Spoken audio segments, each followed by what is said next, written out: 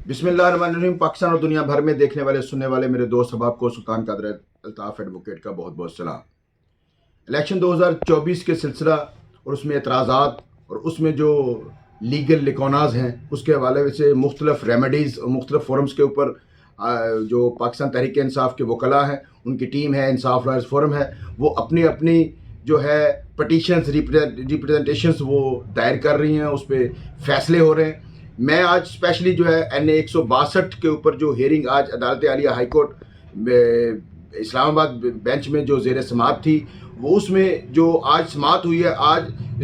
NA 162 Bahawalnagar 3 वहाँ पे अदालत Alia high court bench Islamabad में जस्टिस सुमन रिफत लॉर्डशिप के सामने हमारा केस ज़ेर समाअत था। उसमें हमने पिछली हियरिंग के ऊपर हमने ये पिटीशन रिट फाइल की थी, रिट ऑफ मंडामास, जिसमें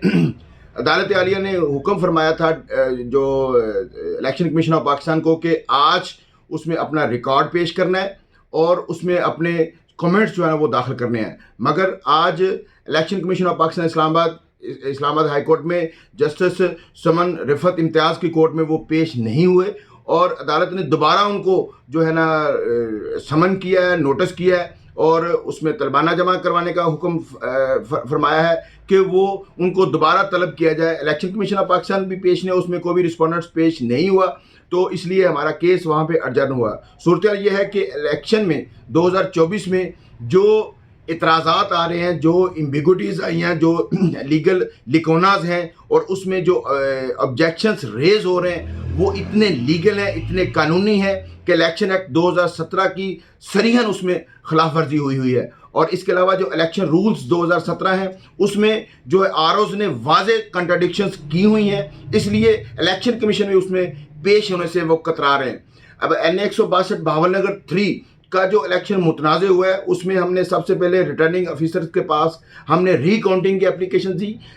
DRO के पास जो है ना वो रीकाउंटिंग एप्लीकेशन की, मगर उसके ऊपर ना DRO ने कोई फैसला किया ना RO ने कोई फैसला किया NA 162 के ऊपर। फिर हम जो है रिप्रेजेंटेशन में गए, section 1 sub section 2 election act 2017 में हम election commission of Pakistan Islamabad में हमने अपनी पिटीशन फाइल की, उसका भी पिटीशन नंबर 364/2024 है और वहाँ पे भी आज तक हियरिंग नहीं हो सकी कि वहाँ पे कोई अभी तक RO ने कोई अपने कमेंट्स दाखिल नहीं किए। कमेंट्स दाखिल होंगे तो रिस्पॉन्डेंट जहाँ पे जो जीता हुआ मुतनाज़ कैंडिडेट है एहसानुल हक बाजवा, जो उसका जो नोटिस जो है ना वो डिस्प्यूटेड होना, मुतनाज़ होना, उसके ऊपर भी कोई कमेंट्स अभी तक दाखिल नहीं हुए। और फिर उसमें अर्जेंट हियरिंग के लिए हमने अदालत आलिया इस्लामाबाद में जो रिट फाइल की थी उसके ऊपर आज हियरिंग हुई है, मगर इलेक्शन कमीशन वहाँ पे जो है ना वो पेश नहीं हुआ। अब उसको रीलिस्ट किया जाएगा, दोबारा उसमें ऑफिस उसको रीफिक्स करेगा। तो मैं अपने इस व्लॉग के ज़रिए अपने नाजरीन को ये अपडेट देता चलूँ कि 162 बहावलनगर 3 का जो हल्का है, यहाँ से पाकिस्तान तहरीक इंसाफ के उम्मीदवार जो नामजद उम्मीदवार थे, हमायत याफ्ता उम्मीदवार थे, चौधरी खलील अहमद, वो तमाम फोरम के ऊपर इस इलेक्शन को चैलेंज कर रहे हैं, चैलेंज किए हुए हैं। और अब चूंकि ट्राइब्यूनल भी तश्कील दिया जा चुका है, पंजाब का ट्राइब्यूनल बन चुका है जस्टिस सरफराज डोगर साहब की सरबराही में, और उनके साथ जस्टिस सुल्तान तनवीर साहब उनके साथ है, जो पूरे पंजाब की जो इलेक्शन जो पटिशन्स उसमें आएंगी, जिसमें ट्रायल होगा, एविडेंस आएगी और इंशाअल्लाह अज़ीज़ 162 का जो हल्का है NA 162 बहावलनगर 3 का जो रिजल्ट है, इसमें फॉर्म 47 जो है, फॉर्म 48 है, फॉर्म 49 है, इसको हमने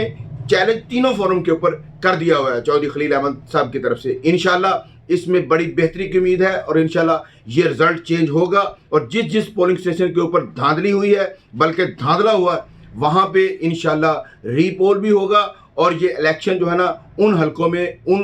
पोलिंग स्टेशन के ऊपर दोबारा भी हो सकता है। और इलीगैलिटी जिस तरह घोस्ट पोलिंग स्टेशन का हमारा इल्ज़ाम है इन पिटीशंस के अंदर और इस रिप्रेजेंटेशंस के अंदर और रिट्स के अंदर और इलेक्शन ट्राइब्यूनल के अंदर, इंशाल्लाह ये इलेक्शन टोटल जो है ना वो रिकॉल भी हो सकता है। इसमें मजीद अपडेट के लिए हम इंशाल्लाह जो है ना अगला वीलॉग जो है ना वो तैयार करेंगे कि इसमें जितनी भी हेयरिंग होंगी हम उसके ऊपर अपना जो है ना अपने कमेंट्स, अपना जो अपडेट अपने नाजरीन को देंगे। बहुत शुक्रिया, थैंक यू वेरी मच।